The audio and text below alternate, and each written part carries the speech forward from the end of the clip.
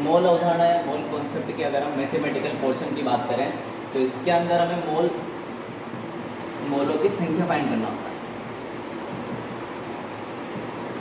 जब हम मोल अवधारणा के लिए इसके मैथमेटिकल कॉन्सेप्ट की बात करते हैं, इसके न्यूमेरिकल पोर्शन की बात करते हैं, तो उसके अंदर हमें मोलों की संख्या निकालना होता है। और मोलों की संख्या जो होती है इसे हम प्रदर्शित करते हैं, इसे हम डिनोट करते हैं स्मॉल n से करते हैं, ठीक है। और ये जो मोलों की संख्या होती है इसके लिए एक फॉर्मूला होता है हमारे पास। इसका फॉर्मूला है ग्रामों में भार डिवाइडेड बाय अणुभार, ठीक है। तो हम मोल अवधारणा की बात कर रहे हैं जिसे हम इंग्लिश में मोल कॉन्सेप्ट कहते हैं। मोल कॉन्सेप्ट के अंदर मोल वर्ड का एक्चुअल मीनिंग क्या है ये मैं आप लोगों को एक्सप्लेन कर चुका हूँ। फिर उसके बाद हमने देखा है कि मोल अवधारणा का हमें मैथमेटिकल कॉन्सेप्ट पढ़ना होता है और मैथमेटिकल कॉन्सेप्ट के अंदर हमें मोलों की संख्या ज्ञात करनी होती है और मोलों की संख्या को हम डिनोट करते हैं स्मॉल n से। अब इसका जो सूत्र होता है, जो फॉर्मूला होता है, वो फॉर्मूला होता है ग्रामों में भार डिवाइडेड बाय अणुभार, ठीक है। तो हम इसको शॉर्ट फॉर्म में डिनोट कर देते हैं। तो मोलों की संख्या जो होती है जानते हो आप, इसको हम n से डिनोट करते हैं। ग्रामों में भार जो होता है उसे हम w से डिनोट करते हैं। इससे करते हैं w से डिनोट करते हैं वेट, w फॉर वेट। और अणुभार जो है हमने पिछले वीडियो में डिस्कस किया है कि अणुभार को हम स्मॉल m से प्रदर्शित करते हैं। तो इस फॉर्मूले की हेल्प से हम क्या करेंगे, किसी भी दिए गए पदार्थ के मोलों की संख्या ज्ञात कर लेंगे। अब मोल एक क्वांटिटी है और वी हैव डिस्कस्ड केमिस्ट्री या साइंस में जब भी हम कोई क्वांटिटी पढ़ते हैं तो उस क्वांटिटी की डेफिनेटली एक यूनिट होती है। तो मोलों की संख्या जो है इसकी भी कुछ ना कुछ क्वांटिटी, ये क्वांटिटी है तो इसकी भी कुछ ना कुछ यूनिट या इकाई होगी। और मोल की जो इकाई होती है वो होती है मोल। इसको आप इंग्लिश में लिखना चाहो तो MOL लिख दो या MOL लिख दो, ठीक है। तो मोल की जो इकाई है उसको आप MOL लिख सकते हो, इंग्लिश में MOL लिख सकते हो या फिर हिंदी में मोल लिख सकते हो। तो ये मोलों की संख्या जो है हमें ज्ञात करनी है। मैथमेटिकल पोर्शन होगा हमारा मोल अवधारणा का। अब बात आती है कि इस पे क्वेश्चंस कैसे आते हैं। तो इस पे क्वेश्चन कैसे आता है, लेट अस डिस्कस कि इस पे क्वेश्चन कैसे आएगा। तो क्वेश्चन इसका इस टाइप से होगा 44 ग्राम CO2 में कितने मोल उपस्थित होंगे या कितने मोल होंगे। शॉर्ट में लिख देते हैं मैं क्वेश्चन को टाइम बचाने के लिए, ठीक है।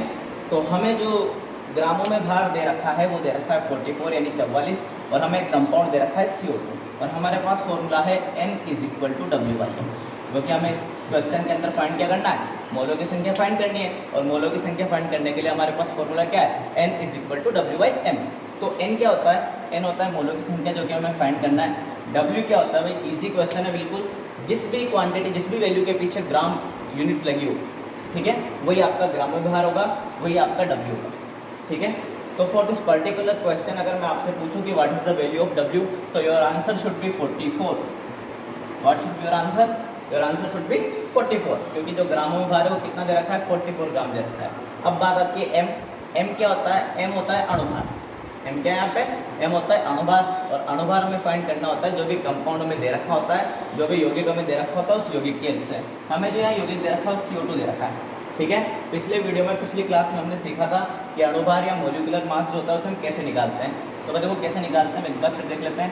कार्बन जो होता है उसका मास होता है 12। ऑक्सीजन जो होता है, एक ऑक्सीजन का मास होता है 16, ठीक है। तो यहाँ पे जो ऑक्सीजन है इस कंपाउंड के अंदर वो 2 ऑक्सीजन है और 2 ऑक्सीजन का मास हो जाएगा 32 and this will result into 44, okay. तो यहाँ पे अगर मैं आपसे पूछूं कि अणुभार कितना मिला CO2 के लिए, तो आपका आंसर होगा 44। तो 44 will get cancelled by 44 and your answer will be 1।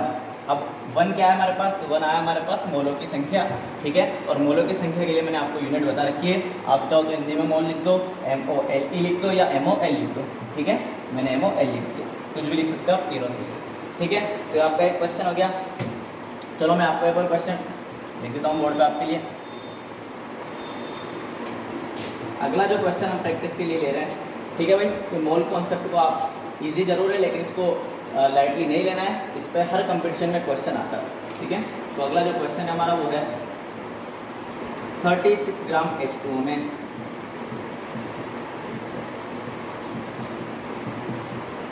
कितने मोल उपस्थित होंगे।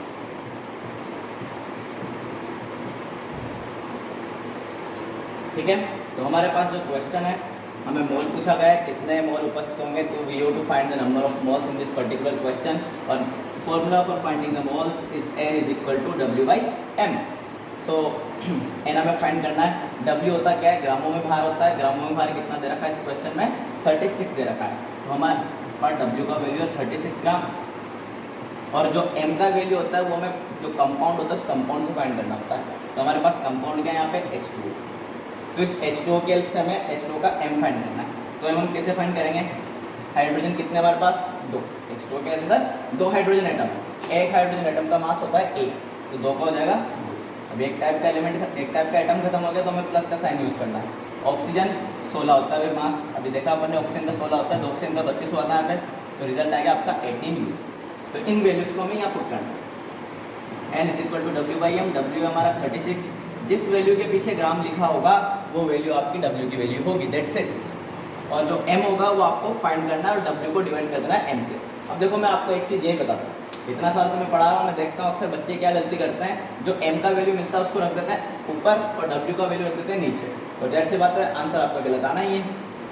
तो इस चीज़ से थोड़ा अवॉइड करना है आपको, इस चीज़ को बचना है आपको इस गलती से। तो जब 36 डिवाइड बाई 18 होगा तो ये कैंसिल होकर आपको आंसर मिलेगा 2।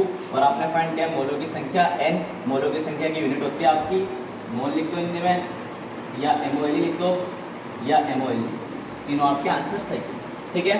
तो ये तो बात है मेरी साइड से। अब मैं आपकी प्रैक्टिस के लिए कुछ 2-3 क्वेश्चन और बोर्ड पे लिख देता हूँ, इनको आप कॉपी कर लीजिए, ठीक है।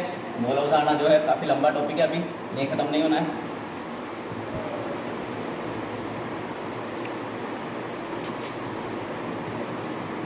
$15 ग्राम यूरिया में मोलों की संख्या,